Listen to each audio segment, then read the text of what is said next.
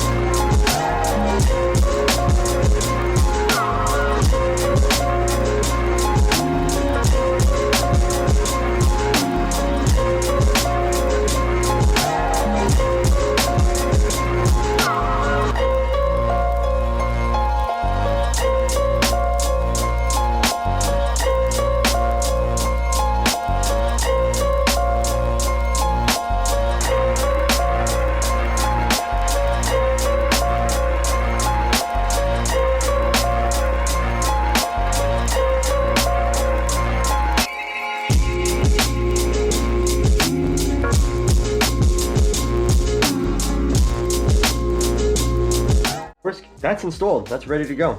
I'm gonna obviously leave that tucked down in there for now. We can make it either the same way we can zip tie this stuff. I'm gonna go get a battery real quick and we'll just see if it lights up. I just came back down with the battery, and if you look, I clicked the mode select button to turn the lights right on, so you don't have to take the fan out like it says. You could sneak it in there. Here's your front light bar. It's beautiful, bright. I mean, we're downstairs and it's still bright. And then here's your tail lights. But see, look, if you go, there's your reverse. And then brakes. So like if I'm going, the brake lights come on, then you tap it again, reverse lights come on. But overall, it looks sick. And I'm probably gonna do a video of me driving at night. That's basically it. The light kit is installed. I'm gonna end up, you know, tucking the wires and doing some finishing touches on it. But it's just gonna need a couple of zip ties and then the thing will be ready to go. So I thank you all for watching. Like and subscribe if you like the content. The next thing I'll be doing is an install on the long arm kit. That's a little bit more in depth and it's gonna take a little bit more work. Removing all the control arms and swapping the shock springs from front to rear and a whole bunch of stuff. I hope you enjoyed the content, and like and subscribe and smash the bell.